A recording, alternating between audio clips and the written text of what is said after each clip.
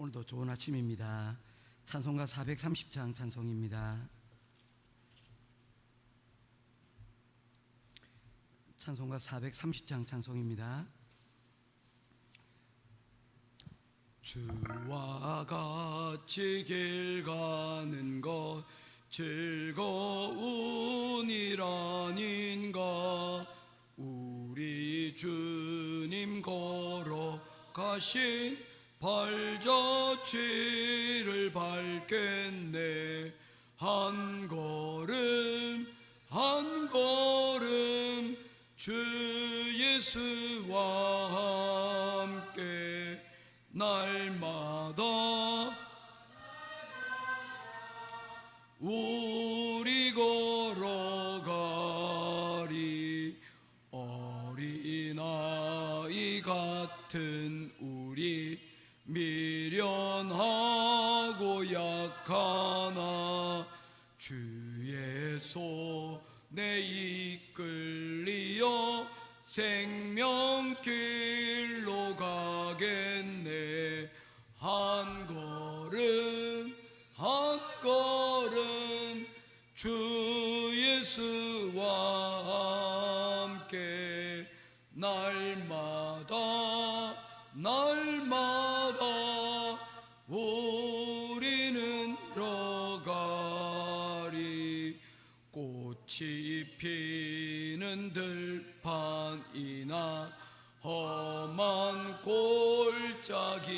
골짜기라도 주가 인도하는 대로 주와 같이 가겠네. 한 걸음 한 걸음 주 예수와 함께 날마다 우리 걸어가리. 옛 선지자의 녹같이 우리들도 천국에 들려 올라갈 때까지 주와 같이 걷겠네.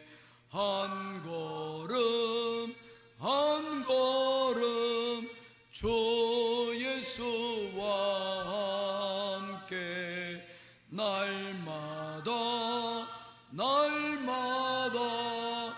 우리 걸어가리. 아멘.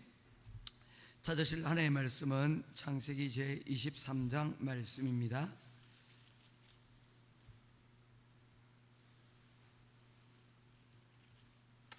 창세기 제23장 1절부터 10절까지 말씀 보도록 하겠습니다.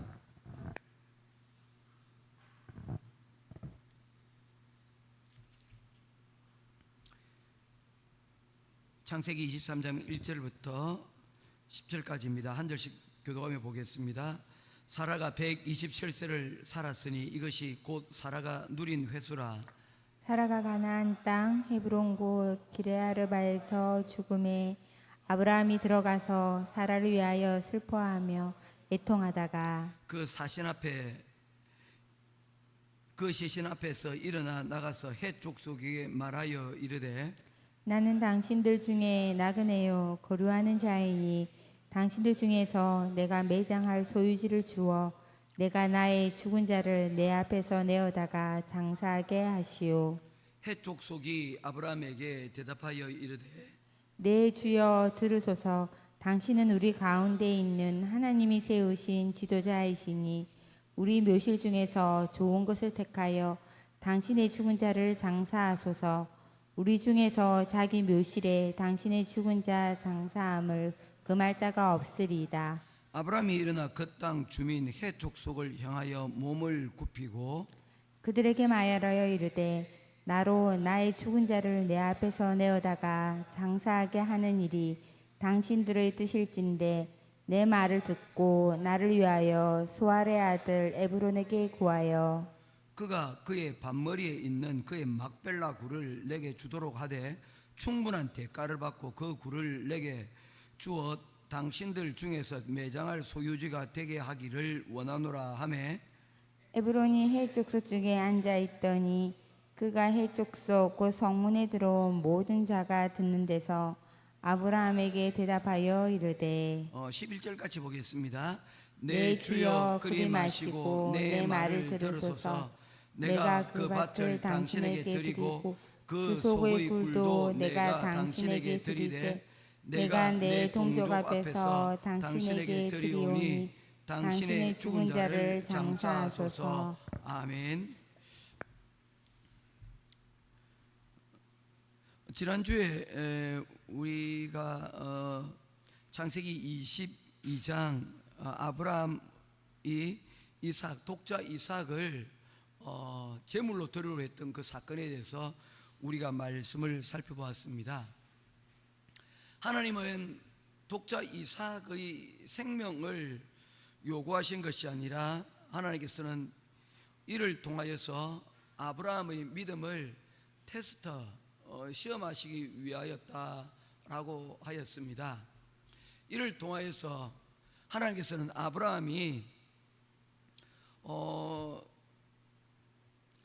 하나님에 대한 믿음을 어디까지 가지고 있느냐에 대해서 알기를 원하셨습니다. 아브라함이 우리가 12장부터 아브라함의 이야기를 쭉 살펴보면서 여러분 느낀 것은 무엇입니까? 아브라함의 믿음이 처음과 나중이 달라지고 변화했다는 것입니다. 그의 믿음은 점점 더 나은 상태로 점점 더 하나님을 신뢰하고 믿는 자리 가운데로 나아가게 되었다는 것이죠. 그런 결정적인 계기를 그에게 주었던 사건이 바로 이삭의 출생이었습니다. 그가 이전에 이 아이를 낳기 위한 여정들이 있었지 않습니까? 75세 그가 왔음에도 불구하고 그에게 여전히 아이는 생겨나지 않았고 10년이 지나도 그러한 일이 그에게 생겨나지 않자 그러면 하나님의 계획을 우리가 혹시 오해한 것 아닌가? 우리 이 집에서 길러온 이 사람들 그냥 양자를 통해서 하나님 계획을 얻고자 한 것이 아닌가 물었을 때 아니라고 하셨고, 그래서 사라는 나는 이미 이제 나이 늙었으니 우리 종을 통해서 그렇게 해서 아이를 낳는 것 이게 하나님 뜻이 아닐까 했는데 성공적으로 아이를 낳았지만 그것이 하나님의 계획은 아니었다는 것이죠. 사람들은 하나님의 계획에 대해서 여러 가지로 생각을 합니다. 이것일까 저것일까 고민도 하죠. 그런데 그 고민 가운데서 우리가 잘못된 선택들을 이와 같이 하는 경우들이 많이 있다는 것입니다. 그래서 우리가 하나님의 뜻이 무엇인가를 알게 될 때에 그 하나님의 뜻을 이루기 위한 그러한 방법들도 우리가 기도하고 준비하고 그리고 이 방법을 통하여서도 하나님께 영광을 돌릴 수 있어야 된다는 것입니다. 옛말에 어떤 목사님이 그런 얘기를 하셨어요. 오래 참으면 이삭이요 참지 못하면 이스마엘이다. 그래서 하나님께서 그에게 그를 통해서 자녀를 주신다는 것은 정해진 사실이었지만 그러나 그 하나님께서 원하시는 방법을 구하지 못하면 이와 같이 잘못된 결실 이를 통하여서 오늘날까지도 많은 이런 중동과 이스라엘 간에 이런 긴장 상태가 놓여져 있는 것을 보게 되지 않습니까? 이걸 다 조상 탓이라고 얘기할 수는 없어요. 하지만 그런 그 휴증들이 그런 긴장이 오늘날의 상태에서도 서로 이렇게 남겨져 있다는 것입니다. 자, 그런데 아브라함이 이삭을 100세에 낳고 난 이후에 아브라함의 생각이 완전히 바뀌어 버렸습니다. 이스마엘을 낳을 때만 해도 내가 인간적으로 나이가 늙었지만 그래도 내 힘으로 아이를 낳을 수 있는 몸이다라고 생각을 하지 않았겠습니까? 그런데 그게 인간이 할 수 있는 마지막 자리였습니다. 이렇게도 할 수 있다. 그런데 사라는 인간적인 어떤 방법으로도 할 수 없는 그런 상황이 이 사라의 자리가 아닙니까? 그런데 죽은 것과 같은 아브라함과 사라를 통하여서 새로운 생명, 하나님의 약속인 이삭이 태어난 후에 그들의 믿음은 완전히 달라져 버린 것이죠. 죽은 자 가운데서 새로운 생명이 태어난 것과 같은 그런 은혜를 그들이 보게 된 것입니다.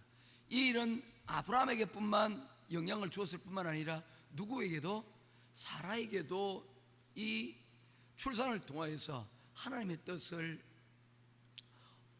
구하고 하나님의 뜻을 찾는 그런 믿음의 어머니로서의 이제 여정들이 시작이 되어지는 것입니다. 이전에 아브라함과 사라의 가운데서 아브라함은 믿음을 이끌고 사라는 아브라함을 따르는 그런 상태였다면 22장에서 보여지는 이 사라의 상태는 오히려 아브라함이 인간적인 자신의 아들이었던 이스마엘과 그리고 또한 이삭 사이에서 갈등하게 될 때에, 고민할 때에 사라가 이 부분에 대해서 하나님의 뜻이 무엇인지를 분별하고 이 일에 대하여 결단을 내리고 있는 모습을 볼 수가 있지 않습니까? 어떤 분들은 그렇게 얘기할 수도 있어요. 너무 매정한 것 아니냐? 어떻게 그래도 18년 동안 키워왔던 이스마엘인데 그렇게 내칠 수가 있느냐라고 이야기할 수 있지만, 인간적인 것으로 사라가 이 일을 바라본 것이 아니라 이 일은 하나님의 뜻 가운데서 분별하여 결정한 일이라는 것을 이후에 하나님께서 말씀하고 있습니다. 하나님께서 사라의 말이 옳다, 떼어놓는 것이 좋겠다. 그래서 아브라함이 이 하나님의 말씀에는 적극적으로 또 바로 반응을 하여서 이 이삭과 이스마엘을 분리시켜 놓는 것을 볼 수가 있습니다. 이런 믿음의 결단들을 통해서 23장까지 이르게 되는 것이죠. 여기서 22장에서 가장 중요한 단어가 무엇입니까? 여호와 이레. 하나님께서는 준비하고 계셨고, 그리고 이삭을 바치지 않고서도 이 테스트를 통과할 수 있는 그런 방법들을 하나님께서 준비해 두고 계셨다는 것이죠. 그러나 아브라함에게는 능히 이 시험을 극복할 수 있는 무엇이 있었습니까? 그의 믿음이 있었죠. 그래서 그가 이 독자 이삭을 바칠 때에 죽은 자 가운데서 다시 살리실 줄을 믿었다라고 하는 그 말씀이 그 가운데서 이루어지는 것입니다. 자, 그렇게 나아갈 때에 여호와 이레, 모든 것을 준비하시고 예비하시는 그 합력하여 스를 이루어 가시는 하나님의 은혜를 보게 된 것이죠. 자, 이 모든 이야기 끝에 23장에 이르러 이 사라가 믿음의 동반자였던, 믿음의 협조자였던 이 사라가 27년 동안 독자 이삭을 낳고 37년 동안 독자 이삭을 낳고 함께 거주하다가 그리고 세상을 떠나게 됩니다. 사라가 127세를 살았으니 이것이 곧 사라가 누린 횟수라. 사라가 나이 90에 이삭을 낳았으니 이삭이 37세 되던 해에 사라가 죽게 된 것입니다. 제가 늘 아는 이야기 가운데 이런 이야기가 있습니다. 시작이 반이다. 시작이 참 중요하다는 것입니다. 그리고 이런 말이 있습니다. 시작이 좋으면 끝도 좋다. 시작이 참 중요하다는 것이죠. 우리가 좋은 결말을 맺기 위해서는 시작이 얼마나 중요한지 모른다는 거예요. 첫 시작부터 제대로 삽질하고 제대로 되지 못하면 끝이, 결과가 좋을 수가 없다는 거예요. 그래서 첫 시작이 뭘 할 때, 시작을 할 때 기도하고, 시작을 할 때 충분히 고민하고 시행착오를 줄여나가는 것이 정말 중요하다는 것입니다. 그런데 그 시작도 강조하는 이유가 뭡니까? 결국에는 끝이 좋아야 되기 때문입니다. 시작이 좋은데 마지막에 끝이 허지부지해지고 끝이 마무리가 되지 않으면 아무것도 될 수가 없는 거예요. 그 시작이 아무리 좋았다 한들 끝이 좋기 위하여 우리가 시작도 우리가 열심히 준비하는 것 아니겠습니까? 끝이 좋아야 또한 시작도 인정을 받을 수가 있기 때문입니다. 그래서 마지막이 중요한데, 오늘 사라의 마지막 인생의 모습을 우리들에게 보여주고 있습니다. 사라가 127세를 살았다라고 얘기를 했습니다. 성경에 제가 보게 되니까 여자가 몇 살에 죽었다라는 내용을 저는 본 적이 없습니다. 사라가 유일합니다. 이 사라에 대해서 하나님께서 나름 굉장히 중요한 의미를 두고 계신 것을 볼 수가 있습니다. 그리고 그 장래의 여정을 오늘 디테일하게 얘기를 하고 있는데 2절 사라가 가나안 땅 헤브론 곧 기럇 아르바에서 죽음에 라고 이야기를 하였습니다. 사라가 사실 죽은 곳은 어떤 곳입니까? 아브라함과 함께 거주하였던 곳은 브엘세바였습니다. 그렇지 않습니까?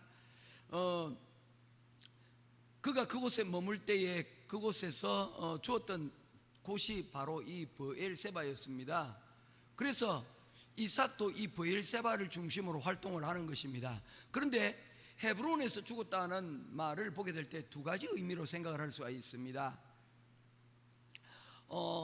아브라함이 브엘세바 살다가 헤브론으로 옮겨와서 거기서 살다가 죽었거나, 아니면 사라가 죽었을 때에 그 헤브론으로 옮겨왔거나 라는 두 가지 의미로 우리가 볼 수가 있다는 것입니다.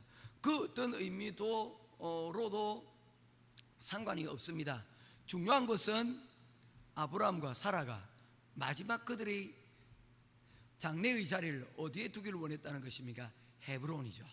이 헤브론의 뜻의 예전의 이름은 기럇 아르바라고 하는 옛날에 지명이 있었는데 이름이 헤브론으로 바뀌었습니다. 왜 그랬을까요?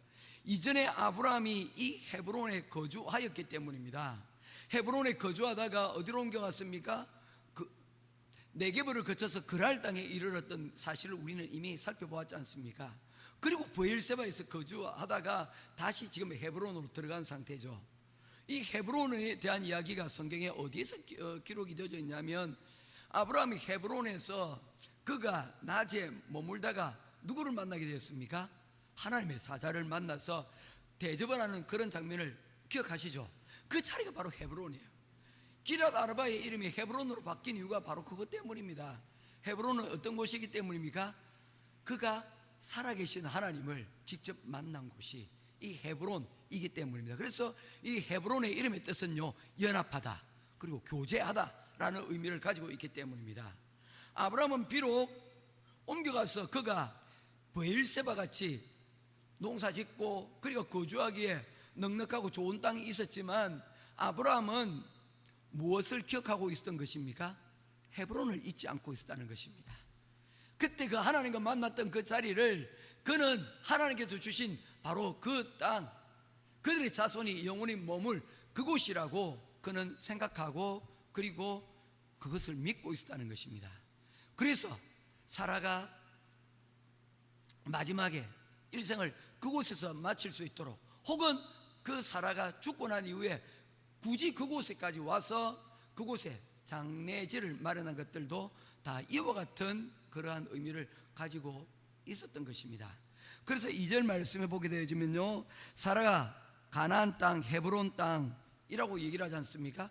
여기에서 영어 성경이나 히브리어 성경을 보게 되어지면 관사가 붙어 있어요.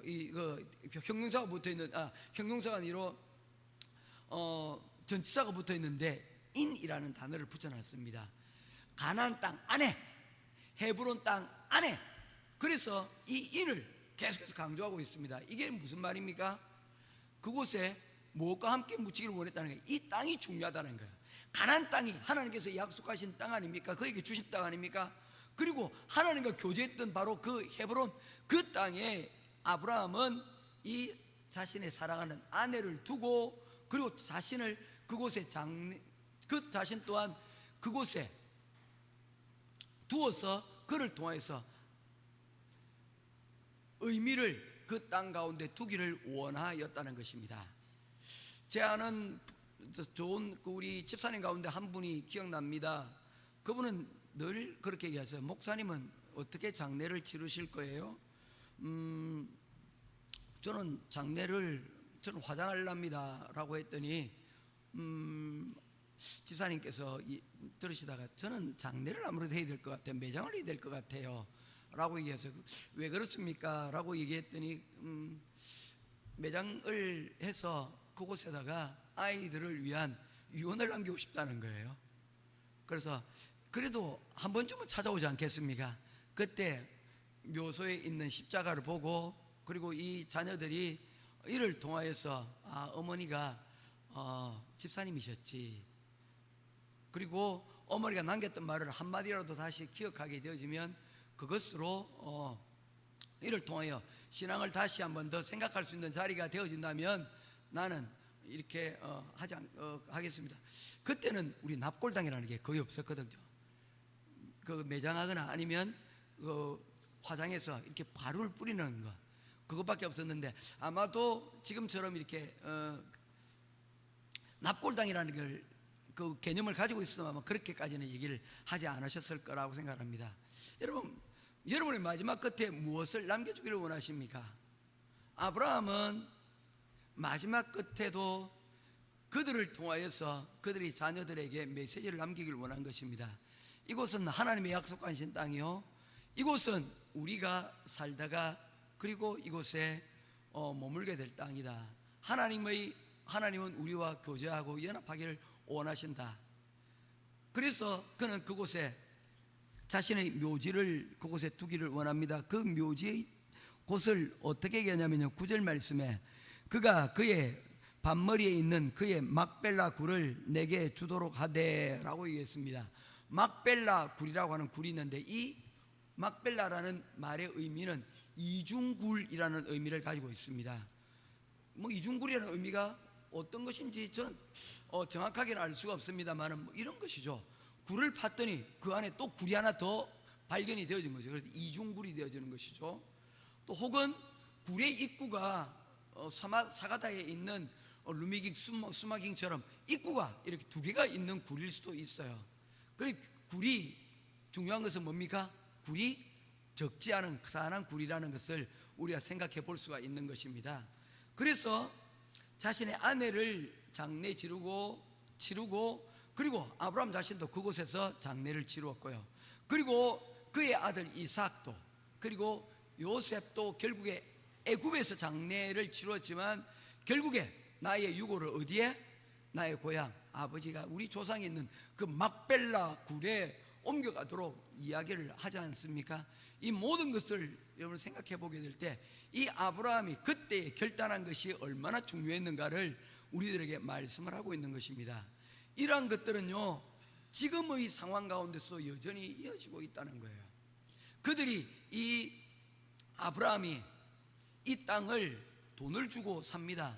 사실은 그가 이 땅을 장례를 치르려고 하였을 때 그 당시에 이 헷 족속은 아브라함에게 이렇게 얘기합니다. 6절입니다. 같이 읽도록 하겠습니다. 시작. 네 주여 들으소서. 당신은 우리 가운데 하나님이 세우신 지도자이시니 우리 묘실 중에서 좋은 것을 택하여 당신의 죽은 자를 장사하소서. 이건 뭡니까?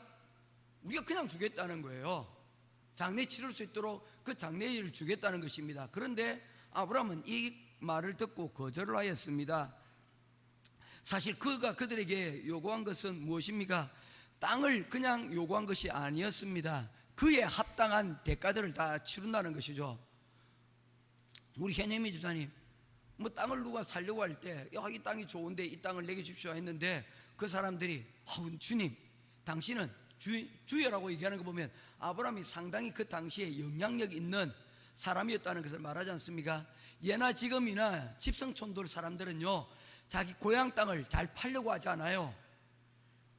오늘의 우리가 나그네처럼 떠도는 인생이기 때문에 아파트를 이거 샀다가 저것도 사기도 하지만 조상들의 선산들 잘 팔려고 하지 않습니다. 시골 사람일수록. 그렇지 않습니까? 이유가 있습니다. 그곳에 누가 있습니까? 조상들의 묘가 그게 있지 않습니까? 그래서 쉽게 팔려고 하지 않습니다. 그런데 이 사람들이 선뜻 내놓으려고 하는 거예요. 공짜로 가져가라는 겁니다. 현영미 집사님 어떻게 될까요? 아싸, 네. 아멘. 하나님 할렐루야 감사합니다. 하나님 공짜로 얻었어요. 받을 수 있는데 받지 않습니다. 내가 그에 합당한 대가를 치르겠다. 만약에 그것을 공짜로 땅을 얻었다면 아싸 하고 끝이 났다면 어떻게 되겠습니까? 어떻게 되겠습니까? 그곳은 맹지가 될 것입니다. 어떤 맹지입니까? 무덤만 있는 맹지가 될 것이죠. 의미가 없는 땅이 될 것입니다. 그냥 무덤만 있는 곳이 될 거예요. 그런데 아브라함은 그 땅과 그 일대를 돈을 주어 그 일대를 다 사기를 원했습니다. 그래서 그 땅이 어떤 땅이 되도록 만들었다는 것입니까? 바로 주인이 있는 땅으로 그곳에 두어 그들이 후손들이 돌아올 수 있는 근거를 마련하게 된 것이죠.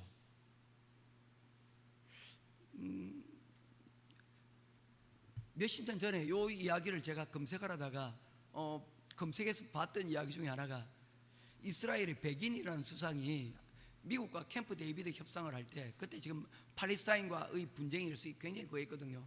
그때 이 백인 수상이 일화가 이야기가 있더라고요. 미국 대통령을 만나러 간 자리에서 창세기를 들고 가가지고 이 창세기 23장 요 구절을 얘기했다는 거예요. 우리 조상 아브라함이 이 땅을, 이 예루살렘 땅을 어떻게 했다는 겁니까? 그 사람들로부터 돈을 주고 샀다는 거예요. 이게 그래서 누구 땅이라는 겁니까? 우리 땅이라는 거예요.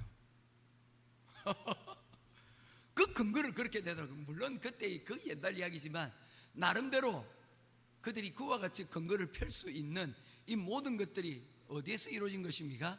바로 이 아브라함이 그것을 공짜라고 해서 공짜로 받지 않고 그 땅을 무덤만으로 생각지 않고 유행으로 생각지 않고 그 땅을 먼 훗날에 후손들에게까지 생각하면서 그 땅을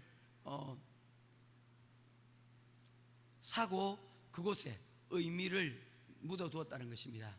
말씀을 맺겠습니다. 여러분들이 마지막은 어떻게 되었으면 좋겠습니까? 저는 이 사라처럼 되었으면 좋겠습니다. 처음에는 아무것도 모르고 아브라함 뒤만 따르다가, 그러나 하나님의 은혜를 경험하고, 그리고 그가 아이를 출산하고 이제 90살이 되어서 젖도 마르고 다 마른 가운데서도 하나님께서 무려 젖을 뗄 때까지 그 자신의 젖을 통하여서 아이를 낳고 양육하는 그 과정을 통하여 하나님의 믿음을 이제 동반자로 함께 세워가는 그런 이러한 사라의 모습은 우리에게 감동을 주고, 우리에게 어떻게 우리가 믿음을 우리가 생활을 해야 될 것인가를 주는, 교훈을 주는 중요한 교훈이라고 생각을 합니다. 모쪼록 우리의 마지막 끝도 이 사라와 같이 아름다울 수 있는, 하나님의 은혜 가운데서 마지막까지 함께 있다가 우리의 마지막을 주님과 더불어 마칠 수 있는 아름다운 끝마무리로 영광 돌릴 수 있는 저와 여러분 될 수 있기를 주님의 이름으로 축원드립니다. 기도하겠습니다. 고마우신 아버지 하나님, 은혜와 사랑을 감사를 드립니다.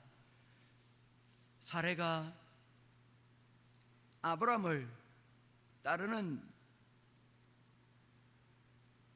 아내였지만, 그러나 따랐던 것이 이제는 아브라함을 이끌고 아브라함에게 힘이 되는 그런 믿음의 동반자의 자리에까지 나아간 것을 보게 됩니다. 하나님, 우리 사랑하는 믿음의 가정들을 축복하시고, 우리의 가정의 자녀들이 또한 우리의 남편과 아내가 나와 같이 하나님 믿음의 좋은 동반자로서 함께 마지막 끝이 이와 같이 아름다울 수 있는 우리들이 되게 하여 주시옵소서. 시작을 좋게 하셨으니 마지막 끝도 좋게 하실 것을 믿고, 오늘 이 시간 우리 기도하는 모든 사랑하는 성도들이 오늘 하루가 아름답게 하시고, 이번 달이 아름답게 하시고, 올해의 끝이 아름다울 수 있도록 하나님 함께하여 주시옵소서. 감사드리며 우리 주 예수 그리스도 이름으로 간절히 기도드리옵나이다. 아멘. 하늘에 계신 우리 아버지여, 이름이 거룩히 여김을 받으시오며 나라의 마옵시며 뜻이 하늘에서 이룬 것 같이 땅에서도 이루어지이다. 오늘날 우리에게 일용할 양식을 주옵시고, 우리가 우리에게 죄 지은 죄를 사해 준 것 같이 우리 죄를 사하여 주옵시고, 우리를 시험에 들게 하지 마옵시고 다만 악에서 구하옵소서. 대개 나라와 권세와 영광이 아버지께 영원히 있사옵나이다. 아멘. 지난 한 주간은 굉장히 또 전국이 요동치는 그런 상황이 되었습니다. 오늘 이번 주가 그 모든 이 요동치는 상황 가운데서 우리 대한민국의 중요한 결정이 있게 되었으면 좋겠습니다. 이런 혼란이 더 깊어지고 더 많아지지 않았으면 좋겠습니다. 모쪼록 현재의 현명한 판단 가운데서 우리 대한민국이 앞을 향하여 나아갈 수 있도록 위해서 간절히